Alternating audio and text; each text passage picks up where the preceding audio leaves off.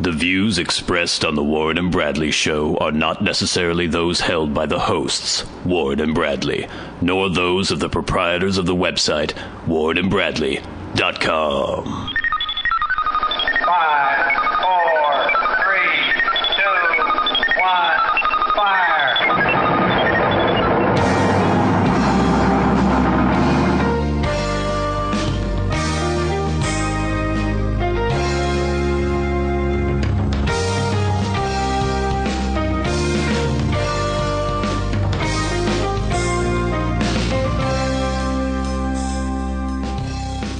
Let's make some magic. It is magic time. Hello, and welcome once again to the Warren and Bradley Show. I am one of your hosts, Bradley Victor. I'm the other host, Warren Van.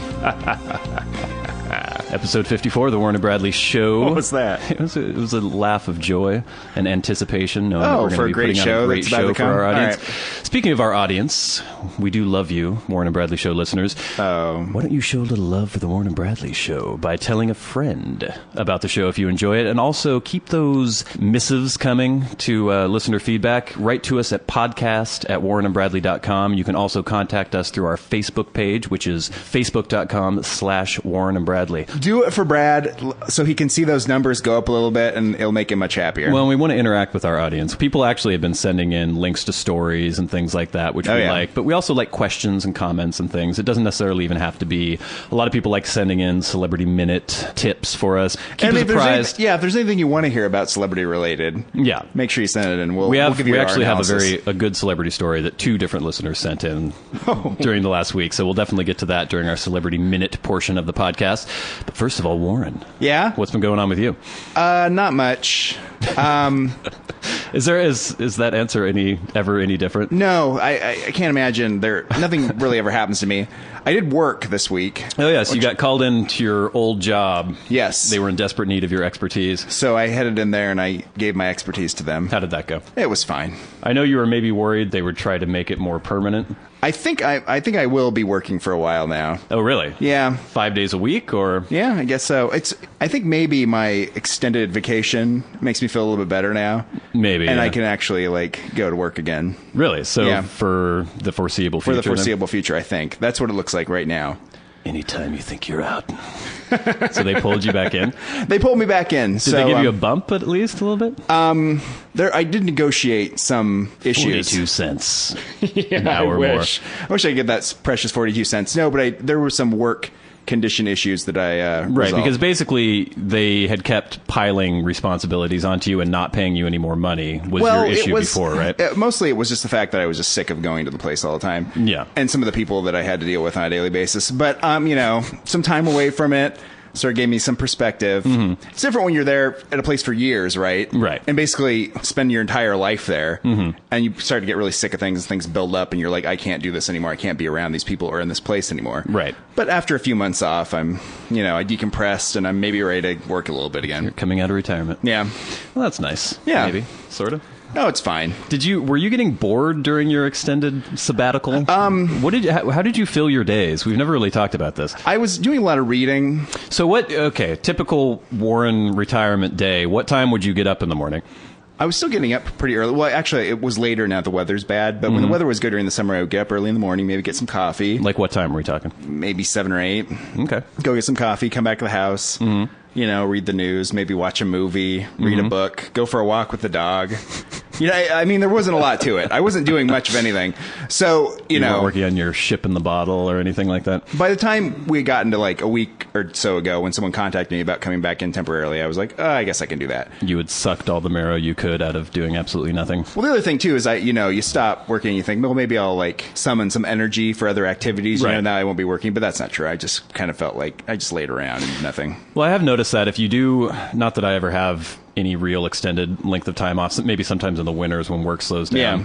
What happens to me is if I do have a big block of time, and I'm like, okay, I'm going to fill this with all these different projects, things that I want to try to get Yeah. done.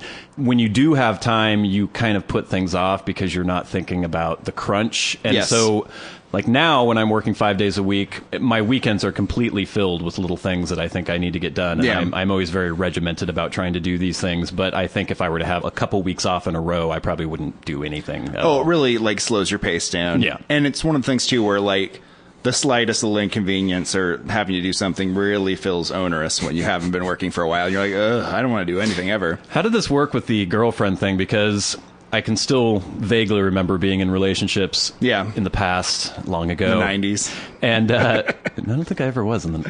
yeah, maybe. And the idea that you have to have time for the girlfriend, and if you're working and you're busy, you can always be like, oh, you know what? I've got these things to do. I've got this responsibility. But when you're not, you have no responsibility whatsoever. Yeah. You really don't have an excuse to not do everything your girl tells you to do exactly when she tells you to do it. Sort of, yeah, but at the same time, if you're not working during the day, when the girlfriend or everyone else you know too is working, it's not like they can call on that time for you to do things. Yeah, but you can't use the excuse of, oh, I need some time to myself to get these things done that I need to do, you know? No, you can't. You Because- can't say that. Oh, I'm working on something. I didn't have any time to do it today. Right. So basically your 3-hour bubble baths every day are going to come to an end. Your It's me weird time. though because I think back on like what did I do? What were my days like? You know, and it just kind of there wasn't a lot to it. Yeah. But if you think about like any time in your life, like what's your routine or what's your like normal day? Yeah. And it's weird to think about because it can really change, but it doesn't make that much of an impact in your life. It's really depressing to think about. I've been thinking about it recently because basically the normal Bradley day, I get up at 5:45 in the morning. Yeah. I make coffee. I sit around drinking coffee and smoking, looking at email, looking at the Facebook page, doing Yeah. things like that.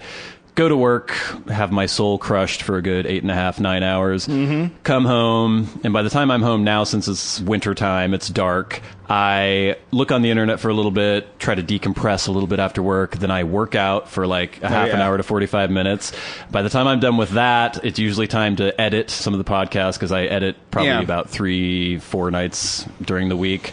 By the time I've done a good block of that, I take a shower. By the time I'm done with that, it's time to eat.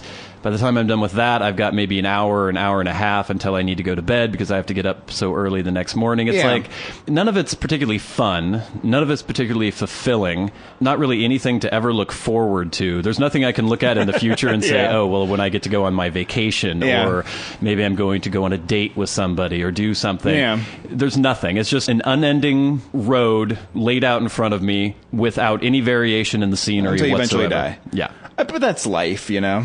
I don't think it is for everybody. I think some people have things But that I they think look that, forward to. no. But I do think it has more to do with like your attitude of what your life is than it has to do with like what your life is. Maybe.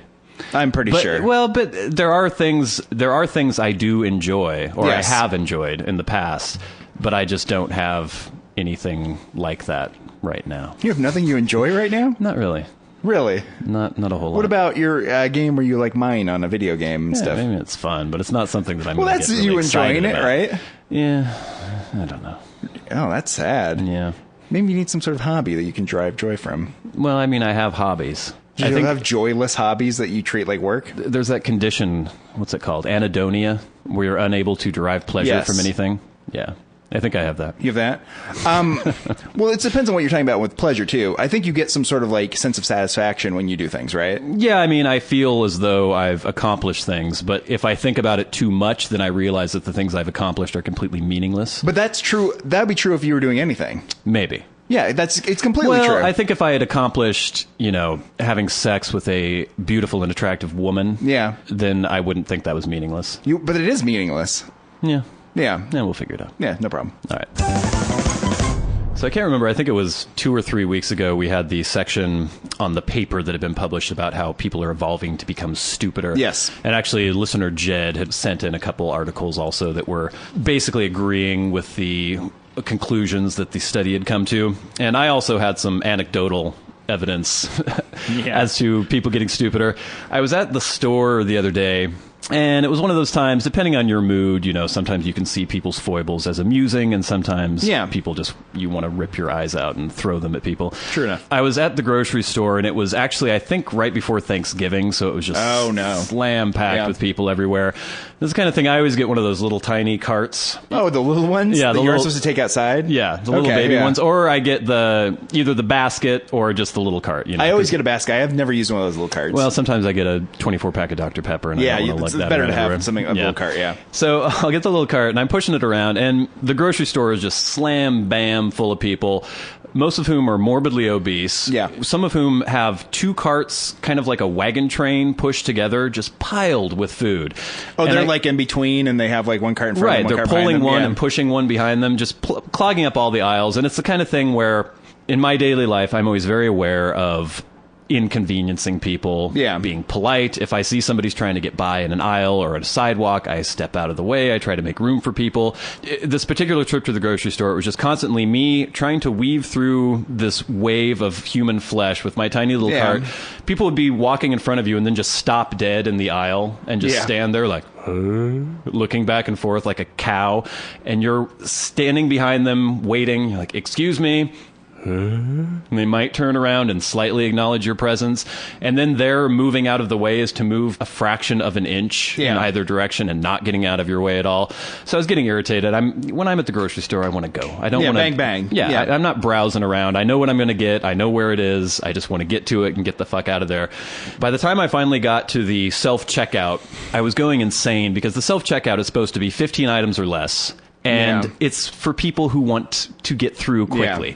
And they also have the express lane, which says around 12 items or less. And ideally, with the self-checkout, it's supposed to self-select like people who can like do like a minimal thing, like actually check out their own groceries. Right. You'd hope those would be the people that would get in that line. Yes, it's not difficult. The screen it's explains very exactly simple, what but you're of course, supposed to do. Some people can't figure out anything, and those people should not get in the self-checkout line. So I noticed the self-checkout totally slammed with people with giant shopping carts filled with shit. And I'm like, okay, this is not the way this is supposed to be used. But constantly calling for help because they can't figure out how to put in some produce or something. Exactly. So it takes twice as long as it would. They'll be sitting on the weight. There's the place where the bags are supposed to be. And they're sitting on it, and it's like, error. They get really confused, So then there's the express checkout. It's supposed to be 12 items or less, and it also has a sign that says, have checks ready. Every single one of the express checkout lanes was filled with people with giant shopping carts overflowing with shit, and it drives me insane. I know that after a while as a checker you probably just go fuck it, you throw your hands up, because you can't be telling every single person, you know, this is supposed to be 12 items or less. It's supposed to be for people who are in a hurry, who want to get in and out. So I finally got into one of the lanes that seemed less than others. There was a woman in front of me. She had the two shopping carts piled high with shit, and she was taking so long just taking the things out of her cart. Every item she would take out of her cart to put on to the conveyor belt, she would stare at and contemplate and then put it in front of her. So finally I went, and she turned around and looked at me and saw there was a huge line behind her, did not register whatsoever that there was anybody waiting. And so I made a comment, you know, this is the express lane. And she went, huh? The express lane, 12 items or less. And the checkout girl gave me a look like, like she wanted me to tell this woman. The woman looked up at the sign, and I could see her sort of mouthing the words that were written on the sign. Just looked back at me again with a blank expression. This is supposed to be for people with less than 12 items. Did not register at all. It was like I was speaking another language. So after this chick went through, her daughter and son came up. Or actually, it wasn't her son. I thought it was her son originally. And they had a whole cart full of shit. And I guess she was holding their place in line for them. Oh. Even though it was a separate transaction, but they came and got in front of me in the line. I was like, I was here, and like, oh, she was holding this for me.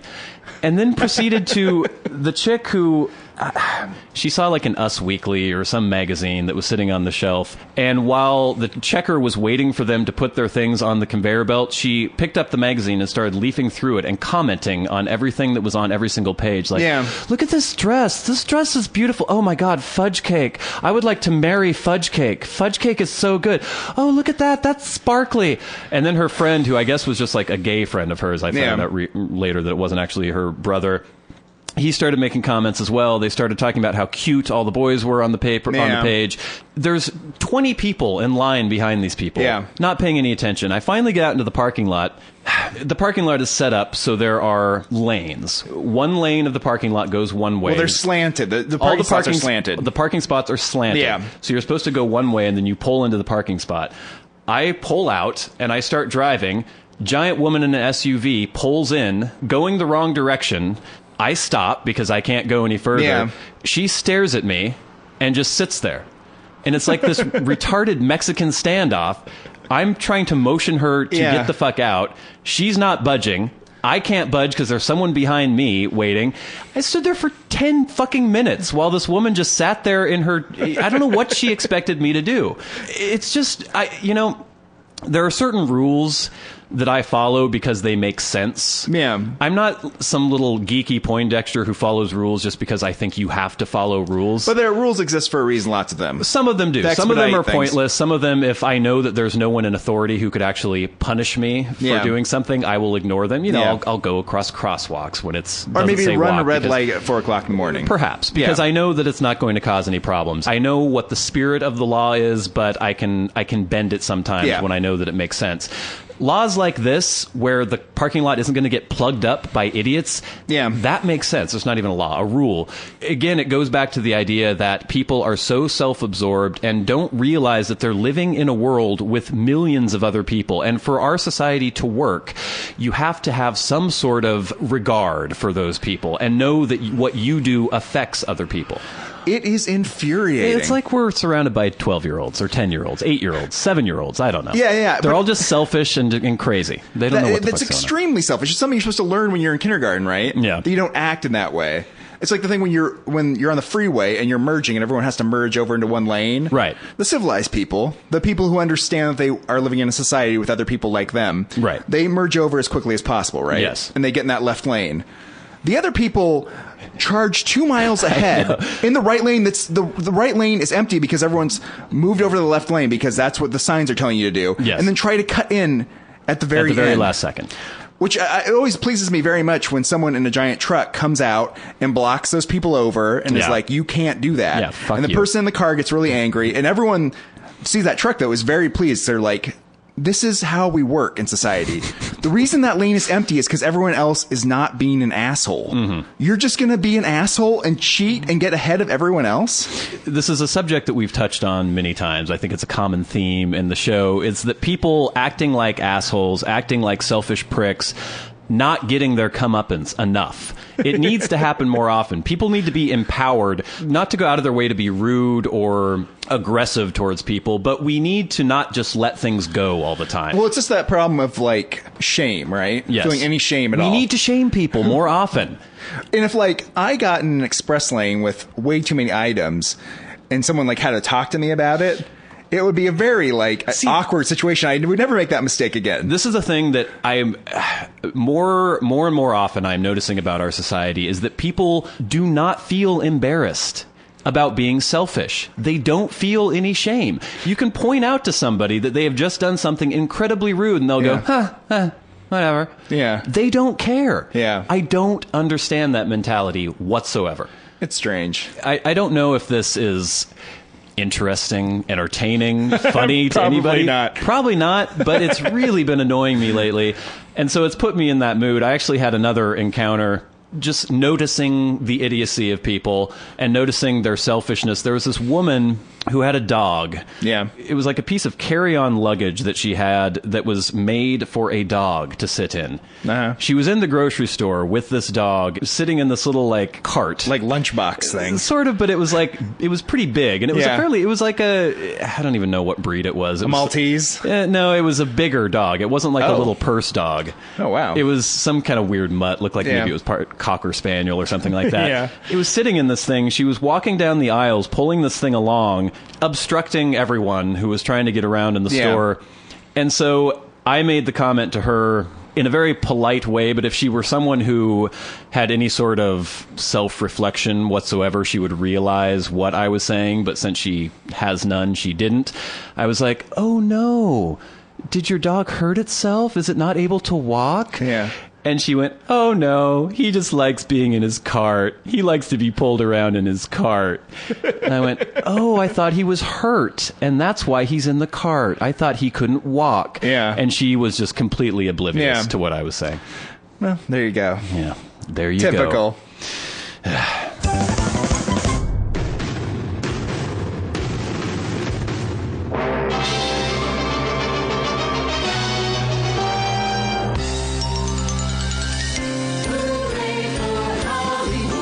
Celebrity Minute on the Warren and Bradley Show.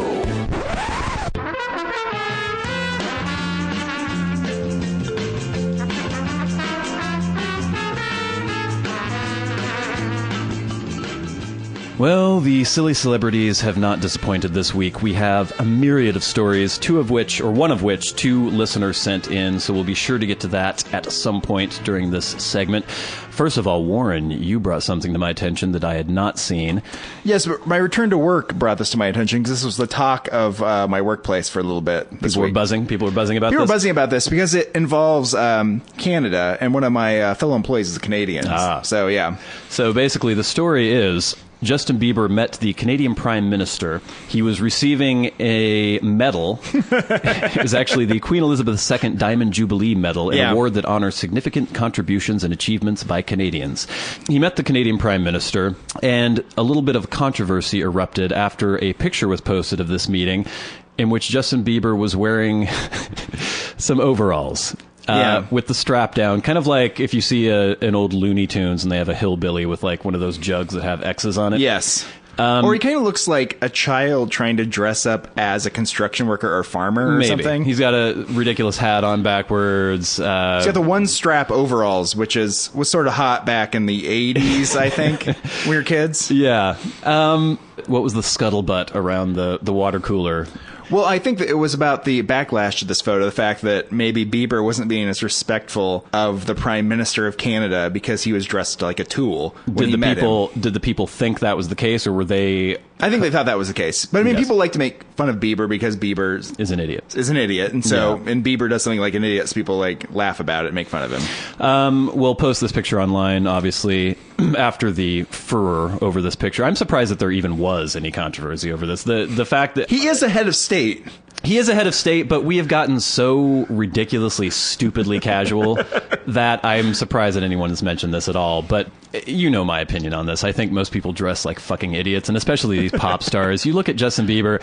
I know that he has stylists. I know he has handlers who are like, okay, let's think of the look for him. He used to have that ridiculous like feathered bowl cut that he had all the time. Now he got rid of that. That's right. Now he has this weird spiky hair. I think he was looking too female, and people were like, okay, you're 19 now. You need to not look like a 12-year-old girl. Be a little bit boyish. Now you look like a 14-year-old boy. And we were talking about Chris Brown last week wearing his pink baseball cap with like the straight... I mean, everyone looks like a fucking piece of shit. I would love it. I finally started watching Mad Men a little bit lately. Yeah. The show, I don't know. But in terms of style, the fact that if you had someone over for dinner at your house, you would wear a suit and tie because that was considered appropriate attire for entertaining guests. And I don't think we need to go back to that. No, we don't, because that would be awful. Well, for you, maybe. I would enjoy it. But you would be the only one that enjoyed it, because who wants to get dressed up to have pizza at somebody's house? Yeah, I know. But we don't need to go that far, but I think a certain amount of class has been dropped by the wayside in our society, and people another thing, in a grocery store, wearing their fucking pajamas and slippers as they're walking around at the grocery store. Put some fucking pants on, at least. People are really into just wearing pajamas around nowadays. For God's sake. Yeah, we had the pajama guy last week, too. Yeah. All right, next story. Because as we mentioned last week, we can't go a single week without mentioning Lindsay Lohan. Lindsay Lohan involved in a club brawl. This is a shocker. This is from Us Magazine. Lindsay Lohan, age 26, was arrested and charged with assaulting a fellow clubgoer while out at New York City hotspot Avenue early Thursday morning. This story comes courtesy of a special source for Us Weekly. Apparently, Lindsay was drinking a ton throughout the evening, not trying to hide it. She was drinking Grey Goose and also champagne. The vodka bottle was right in front of her. Yeah. At one point, Lindsay moved up to the VIP section. Apparently, Lindsay was seated right in front of the VIP section. Was not in the VIP section. Was she maybe she wanted to look like she was kind of in there, but she really wasn't. She was trying to get a woman to move her coat and purse in order to make room for her, but the woman was ignoring Lindsay. Lindsay started yelling at her, and the woman told her to stop. Lindsay eventually huffed back to her table, furious. And apparently a separate altercation broke out between two club promoters, and Lohan used this brouhaha as an excuse to vent her own anger. Quote, Lindsay was standing on the couch at her table, which put her even with the woman seated in VIP above her. She turned around and clocked her in the face. Jeez. My God. I know that when somebody gets into a spiral of self-destruction... Yes. That they're not really thinking about what they're doing, but you would think that somebody who is supposedly trying so hard to get their career back on track, why? It's got to be... We talk about the child stars, right? Falling apart.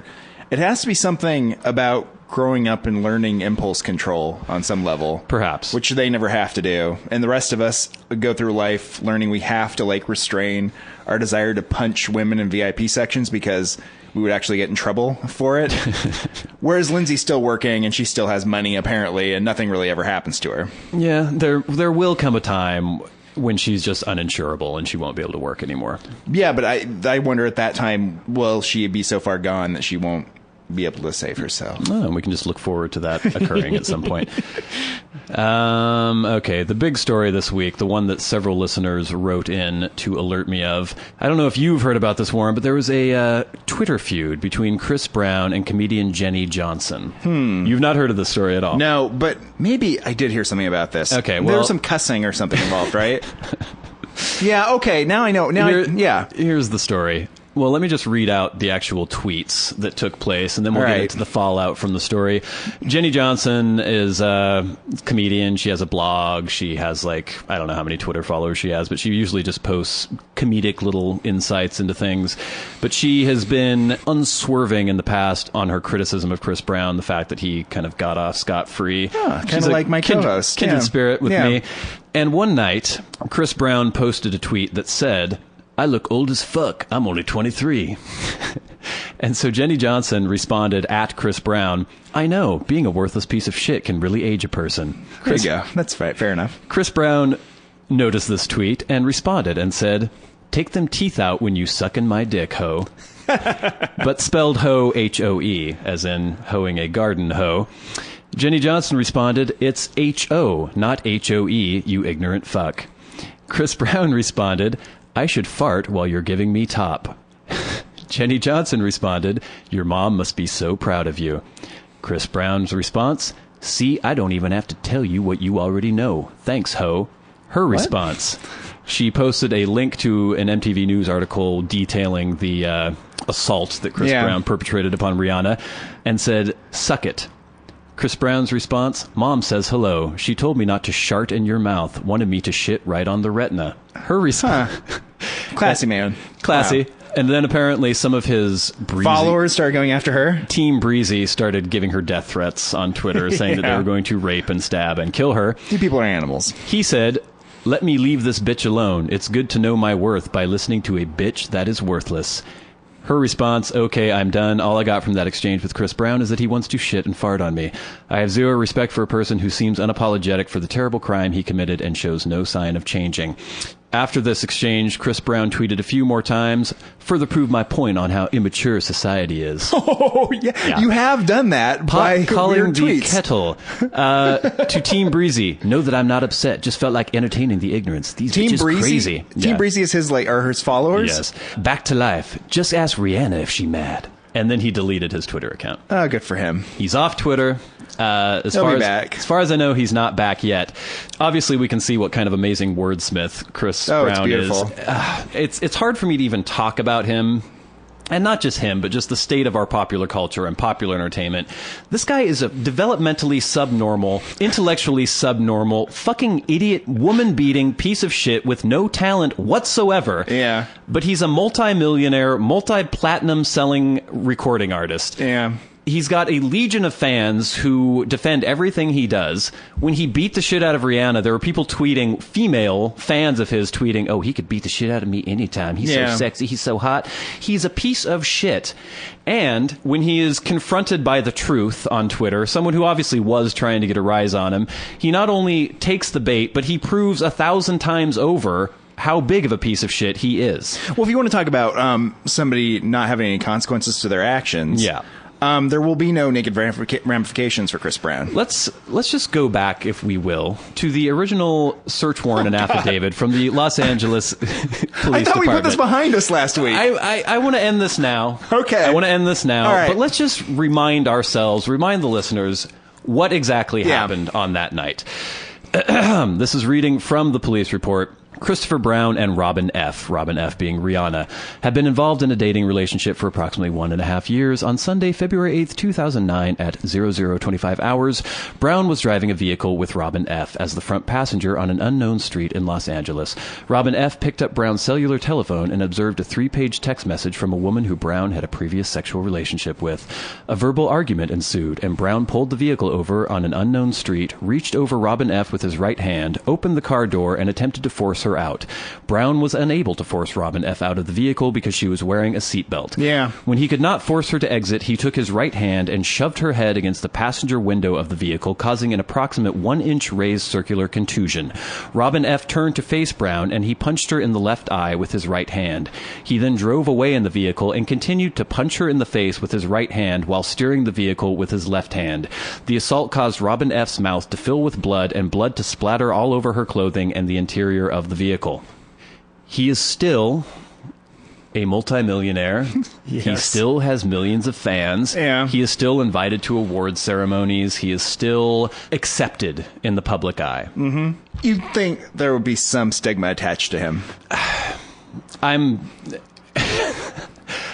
don't know. I don't know. I don't know what has happened to our society. I don't understand.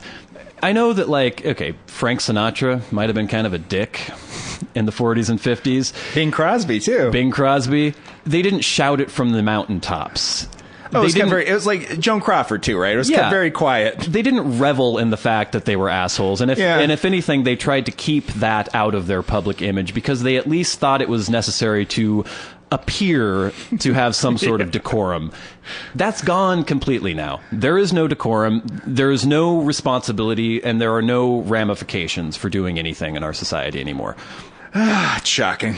And of course, the follow-up to this is, after all the Twitter bullshit, Rihanna posted another Instagram pic of her hugging Chris Brown and kissing him on his idiotic bald head. And this picture, of course, makes you wonder who was taking the picture. I'm assuming some assistant or something. So they had an assistant come in and take a picture of an intimate moment. Yes. You've seen broadcast news, right? Yes. Yeah, it's that kind of situation. It's like, if someone else is taking that picture, it's being used in a way to manipulate you.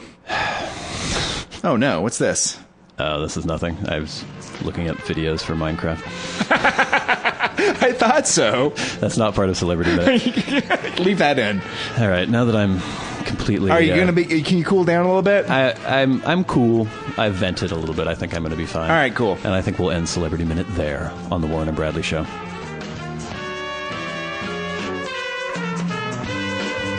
This has been Celebrity Minute on the Warren and Bradley Show.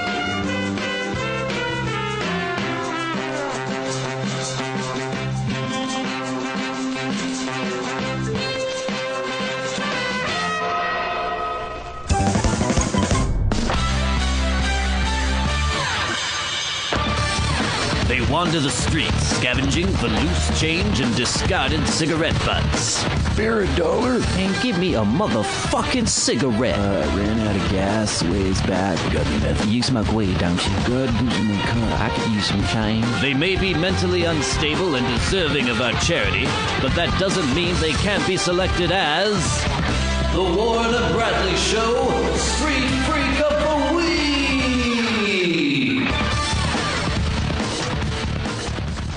All right, now, we've discussed before, as we've... Oh,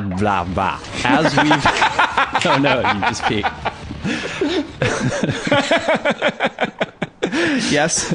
As we've discussed in the past, the official rules for Street Freak of the Week don't necessarily say that the person nominated for Street Freak of the Week has to be homeless. Okay. Because if you parse the words in the title, it's Street Freak of the Week. So they can just be a freak who I think happens you're worried to be on about the some street. litigation that's not going to occur. No. I'm just worried that people might get kind of legalistic and say, oh, well, these people that you're talking about aren't necessarily homeless, so they can't be Street Freaks of the Week. No one's going to do that. They might.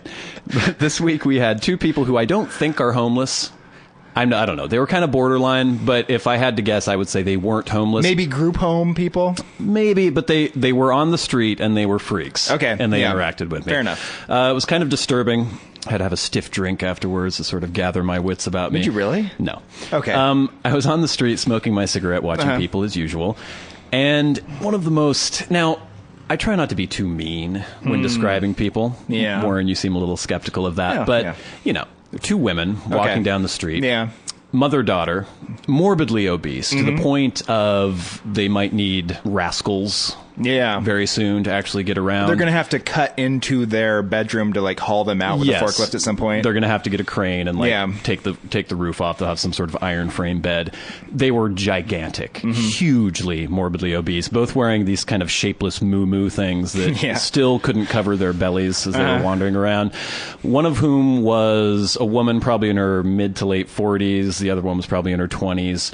Just disturbingly fat. Yeah. And they were speaking very loudly to each other, every other word, like, fuck, goddamn, fucking piece of, fuck, Yeah. like really loudly as they were walking down the street. They stopped right in front of me, crowding me in my little area. Don't want them here. They're freaking me out. They're large. They're loud. One of them the mother gets her phone out of her pocket, dials a number. Hey, where the fuck are you? We're here. Where are you? Yeah. Where are you? We're going to go to the Rite Aid because I've got a yeast infection. Oh. And I need to get it at the Rite Aid. So where the fuck are you? Hold on. There's a skinny guy's listening to my conversation. I'm like, oh, God. Puts the phone down. Yeah. Are you listening to my conversation? Well, it's sort of hard to avoid listening to the conversation. Hold on. Gets back on the phone. I have to go. I'm going. Where the fuck? We're going to be at the Rite Aid, okay? Hangs up the phone. Yeah. Why were you listening to my conversation? I wasn't really trying to listen. You just speak very loudly. How old are you? Oh. How old are you? Are you gay? No, I'm not gay. When was the last time you were gay with somebody? Really? Yes. I'm trying my best to recreate this conversation exactly as it took place. I have never been gay with anybody. I'm straight. You're straight! And with that, she gave a very significant look to her daughter. And her daughter sort of raised her Matchmaker. eyebrows. Oh, my Yeah. God. Daughter raised her eyebrows and sort of gave her a significant look back. She turned to me. How tall are you? Oh, yeah. Well, I don't know. Why do you want to know? Come stand next to me. I want to see if I'm taller than you. This woman was maybe 5'3", Yeah. so I'm almost a foot taller than her. Like, I'm pretty sure I'm taller than Yeah. you. I'm quite a bit taller. Come here! She sidles up next to me and goes back to back. I'm like, I could feel the flesh of her back sort of enveloping me as she got next to me, and this overriding stench just invading my nostrils. And her daughter stands back a few feet and kind of appraisingly looks at us. Oh, yeah, sort of measuring the height back and they forth. probably need like a ruler to like put on top to make sure she knows, or a level or something, right? Her head probably came up to my mid-back level or something. And her daughter's like, he's taller. He's quite a bit taller. She steps away. Why are you so much taller than me? How tall are you? Whoa, that's a weird question. I'm 6'2". Why are you so much taller? Like, I don't know. I'm taller. How tall are you? I'm 6'2". Dwight Yoakam is 6'2". Huh.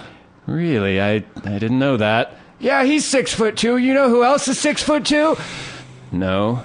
Harrison Ford is 6'2". I'm like, I did know Harrison Ford was 6'2". Oh, you didn't? You knew that already? I did know that because I was obsessed with him as a child, and I wanted to be Indiana Jones. So Yeah. I looked into how, and I was very pleased that I actually grew to be 6'2", because that's how sure. tall I wanted to be. So I realized through this that she was hitting on me. Like, this was her way of maybe, she put the moves on you. She was putting the moves on me. Yeah. So after the Dwight Yoakam comment, Yeah. she backed away a minute. Her phone rings, picks it up. Hello. No, we're not at the Rite Aid. Well, yeah. I told you to wait there for me. Fuck, where the fuck are you? Okay, I'm talking to the skinny guy. And she hangs up the phone again. What's your phone number? Uh-oh. I'm not going to give you my... I have got a cell phone. I'm like, yes, Yeah. I can see that you've been talking on the cell phone. Give me your number and I'll call you and then you'll have my number.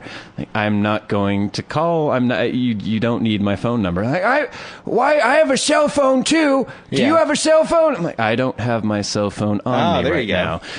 Phone rings Oh. as soon as I say Amazing. that. Yes. It's my brother. Yeah. Excuse me a moment. I answer the phone, talking to him. She's like, "Rah, rah, rah," in the background. Hang up the phone. You said you didn't have a cell phone. She's true. That's right. Yes, you caught me. I do have a cell phone. I thought I had left it in my truck. Okay, well, we have to go to the Rite Aid. Yeah, yeast Yes, infection. because of the yeast infection. Yeah. Yes, I heard. Okay, well, you call me. Call me, okay? Well, you have a cell phone, so you can call her, right? Well, this was my way out because I Yeah. realized that maybe she had forgotten that she hadn't given Yeah. me her number. So it's like, okay, I'll call you. I will call you. And with that, she wandered away. You missed the opportunity to be the other person on the other end of that phone. You know what I mean? You could have been that guy who's getting yelled There at. was part of me thinking, okay, if I've been looking into trying to get live calls on the show and working out what hardware I would need and things like that. And part of me was thinking, if I got this woman's number, we could randomly call her during the can't do show. that. We probably can't do No, that. that's- And even if it were some sort of comedic masterpiece and we ended up calling this woman, the shit I would have to put up with on a daily basis because of that would probably not be worth it. I would be getting calls at 3 a.m. I've got a yeast infection. Are you at the Rite Aid? Yeah, meet me at the Rite Aid. Oh my God. Must have been frustrating for that person too, who was trying to meet her, and then she wasn't at the Rite Aid after talking about the Rite Aid. For so Yeah, long. I got the impression it was a male for some reason, like maybe her poor boyfriend, who she manhandles all the time, and he has to buy her, can't think of any name. brand. Monistat. Monistat 7. Yeah. He's got just like a cupboard full of Monistat 7. Well, There are no other competitors for the title of Street yeah, Freak but of the I Week. think definitely a winner right there. All right, so congratulations, morbidly obese, yeast infection having, disturbing woman. You have been selected as the Warren and Bradley Show. We'll Street call Freak of you, the don't Week. call us. Our hats are off to you, Mr. Homeless Man, because you've been selected as the Warren and Bradley Show Street Freak of the Week. So talking about that street freak, the morbidly obese, yeast infection, monostat searching woman. Oh, I remember, yeah. Which just happened 2 Yeah. minutes ago. What would you do? Mm-hmm. And I don't know how much you like your girlfriend being brought into our discussions or not, but If she became that woman, well, you know that there's some poor guy that's dating this chick. And I'm sure the guy himself isn't a winner if he's dating this woman and is buying Monistat 7 for her at the Rite Aid. But let's say you settle down with your girlfriend, who's nice and trim, very pretty right now. But what if she just let herself go like you wouldn't believe? And maybe she got pregnant, popped out the daughter, who I also saw on the street, got morbidly obese, developed a drug problem, some sort of alcohol addiction, and became this woman.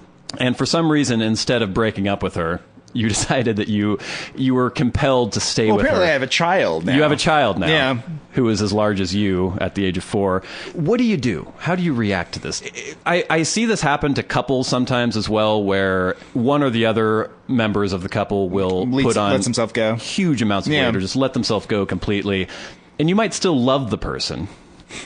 Yeah. Maybe. If it's possible to love that thing. And what do you do?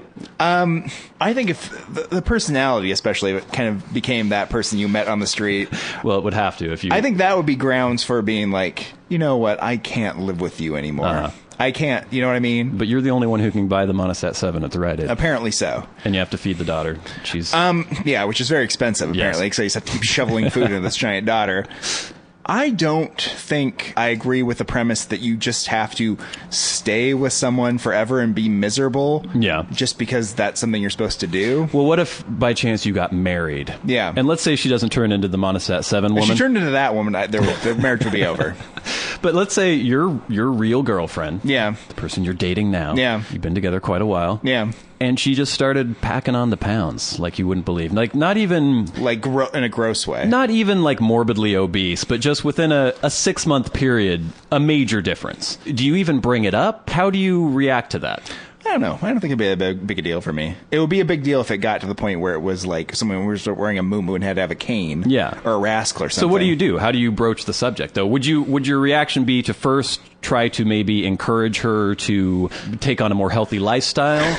Or do you just immediately go, all right, you've crossed the threshold now, Well, I don't and I'm think going to break the up thing with is, I don't think I'm dating someone who would do that. you? Yeah. You know what I mean? Well, I don't know if anyone thinks they are. No, I think that person is that person before they get to that place. You know what I mean? It's not like any of us at any moment just walking down the street and the next day we just suddenly like snap and become really weird and start yelling at people on the street and become 500 pounds. You know what I mean? Unless we have some sort of traumatic brain injury or something. Well, that could always happen. Well, I mean, if that did happen, then that would make it more difficult, right? Yes. Because let's say the girlfriend gets like hit with an anvil or something on the Yes. head, and next thing you know, you're stuck. And this person is this person, right? Just stumbling around, flirting with skinny gay guys in the street, trying to buy Monistat, and I'm having to go pick her up everywhere with a big fat daughter. At that point, that's a very difficult situation. I'm Because sure you're an asshole if you leave her. Yeah, at that you're point. Because she's suffered this traumatic head injury. She's put on all this weight. She has yeast infections Yeah. all the time, and you can't leave her in that state. No. What kind of a jerk does that? But the thing about And that maybe is, it was your fault that the well, anvil hit yeah, her I on was the head. like pushing an anvil out of a second-story window and it fell on top of her head. But I don't think it would affect the daughter. Hopefully, or it like bounced off her that would head be, and that hit the would be daughter. fetal alcohol syndrome is Yeah, why the daughter. it's tough though. I do know of situations where this has happened to people. Mm-hmm. Not, I mean, just like mental illness. Yeah. Or like drug or alcohol abuse or something. And the people feel like, well, I can't abandon someone, right? Right. Because I'm committed to this person. They're having a tough time. But also, at some point, you can't just live your entire life miserable just to maybe In be service to in this service person. to this person's like problems. At some point, you have to like turn that person over to someone else, and maybe you help out with caring for this person. Right. But you don't have to live. You don't have to be miserable. What's your threshold though? Let's say a weight threshold. Do you have a threshold? Does it get to a certain point where you're like, all right, baby, we need to have a tuck? You're talking about like if it gets like gross like that. Mm-hmm. Yeah, you know what I mean. There's like chunky, and there's like a little overweight, and then there's like morbidly obese. And if it gets some more, help it. I'm getting fat. What do you want me to do? I'd be like, I want you to stop eating as much. Mm-hmm. Because there's the other thing about, that, right, is that there is something you can do. Ostensibly, yes. Yeah, you can just stop shoveling it in constantly. What if you're walking down the street? Yeah. Lo and behold, maybe a ninja of some sort brings out a samurai sword and cuts off both her legs below the knees. Yeah. And now she's crippled. She Yeah. has no legs below the knees. She can't walk around anymore. She's confined to a wheelchair. And it's a bit of a burden on you. Do you bail at that point? No, you can't bail at that point, though, right? Do you want to bail and you're just putting in time because you think it would be inappropriate to bail? No, I don't think so. If I was in a relationship and I wanted to be with a person, the fact that they had to get artificial like legs or have a wheelchair or something probably wouldn't be a deal breaker. But you know what would happen is if she couldn't get the right kind of prosthetics, maybe, I don't know, money-wise, or maybe the fact I have that to put her in a baby Bjorn and carry her around. Well, there's that first, but then she becomes so morbidly obese because she can't move she can't anymore. exercise? Yeah. So then she's legless and This little, like, hugely ball. fat, and then the fact that she never moves Yeah. anymore leads to lots of yeast infections. Well, okay, I'll turn this around on you. Girlfriend paralyzed. Uh-huh. You can't stick around? How paralyzed? Just paraplegic. And what stage in the relationship were we when this happened? You've been dating for 2 years, and you just got engaged like a couple weeks before, and then I'm messing around with an anvil at my house, and it falls and hits her in the back. You have to be more careful with these. I know. anvils, I don't know Will. why I'm like. I should like maybe just slide the anvils down some sort of board rather than push Your them out the window. blacksmithing hobby is sort of Yeah, or maybe do it on the first floor, maybe. Maybe. But and she's like injured, right? Yeah. In a wheelchair. okay. You gotta stick around for that, right? Yeah, so there would probably be a catheter involved. Can she control her bodily functions? Yeah. She can control her It's bodily functions.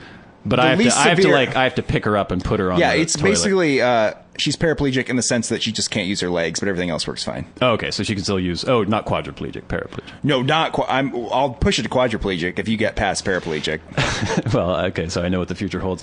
Paraplegic is much easier than quadriplegic. Paraplegic, for the sake of comedy, I would say, well, I would just dump her immediately, but I don't think I would actually do that. I think that if you love somebody, then Yeah. you're willing to put up with the bullshit of having to wipe her ass for her and things. Well, she could probably wipe her so own to ass. speak. Yeah. But getting on the toilet and everything. Yeah. But it starts getting tricky, of course, when I push the anvil out and it hits her on the head and she's in like a coma. Mm-hmm. And they're like, oh, she could come back at any time. We'll keep her on the machine. And then she's there for years. You give her 2 years. Then you have to get on with your life. You go 2 years? Yeah, 2 years. Well, I think so. I think society would probably be okay with that too, right? I think so. But what if 2 years go by, you start hanging out with some other girl, you've been dating this girl maybe for 2 months, you kind of like her, things are going pretty good. Yeah. She wakes up perfectly fine. What happens then? Well, then I've got 2 girlfriends. And everyone's happy. She's happy because I stuck with her for 2 years, knowing that... But now you're seeing somebody else. Yeah, but she knew that I put the 2 years in. So but you can't date both of them. Well, she can't fault me for that. And maybe she knows that... She can't fault you, but what choice do you make at that point? Well, the other girl... hear me out. Yeah. The other girl was so impressed with how faithful I was to the girl who was in the coma for 2 years that when the coma girl wakes up... Yeah. The new girl is like, well, I know that you probably should go back to your original girlfriend. The coma girl is like, you stuck by me for 2 years, and for payment for your faithfulness, you're going to have to date the both of us at the same time. This is a wonderful scenario for you. Yeah. This is not something that's going to happen. Well, it just shows that being nice pays off in the long run. But it doesn't. We've talked about Chris Brown today. Being an asshole pays off in the long run. Yeah. But if you had to make the choice, what do? You probably go back? Maybe I should smother the coma girl then, and then if I want to do the Chris Brown route... Actually, she'd probably be in a coma because I beat her so severely if I were doing the Chris Brown route. That's pretty dark. You have to stay with that person, I think. Well, yeah. I've never had a girl like just let herself go and dated because we've never gotten married. I think that's the magic component to this equation. Oh, that and like children too, which makes it very much harder to keep yourself in shape. But I'm probably more prone to being irritated by weight gain just because you are, because you're kind of like unnaturally obsessed with it. Well, I would say it's what I'm attracted to. You know? And so if it got to the point where I was no longer attracted to my partner, and it wouldn't take a whole lot for that to happen, then it might be an issue. A couple pounds, but emotion, and that's the thing. It's when you first meet somebody, what I'm attracted to is a thin, lithe body. Yeah. But if I were in love with somebody, I'm sure that I would, they could gain a few pounds. And it wouldn't be that big a deal. Wouldn't kick them out of bed. But I maintain a weight very religiously. Yeah. And so I would be somewhat annoyed, even if I still love the person, was still staying with them.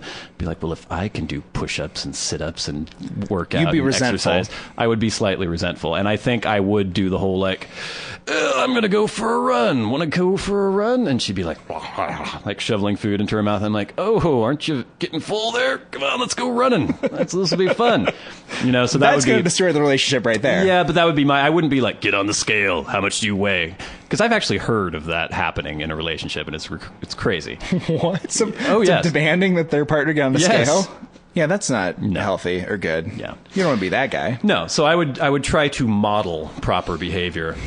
And then if they just kept getting fatter and fatter and fatter, then eventually I don't know what I would do. You're going to try to be a good role model for your partner. Okay, that's fair enough. So there you go. Another successful hypothetical on the Warren and Bradley Show. I guess that's enough time for the Warren and Bradley Show this week. I think so. I've been one of your hosts, Bradley Victor. I've been the other host, Warren Van. Saying, don't put on a pound in Brad's presence or he'll break up with you. That's true. This has been the Warren and Bradley Show, brought to you by Warren Van and Bradley Victor. For podcast news and information, like the show on Facebook at facebook.com/Warren and Bradley. Follow the show on Twitter at Warren and Brad. Subscribe on iTunes and leave a review. For episode archives and episode pictures, go to warrenandbradley.com, and to contact the show, write to podcast@warrenandbradley.com.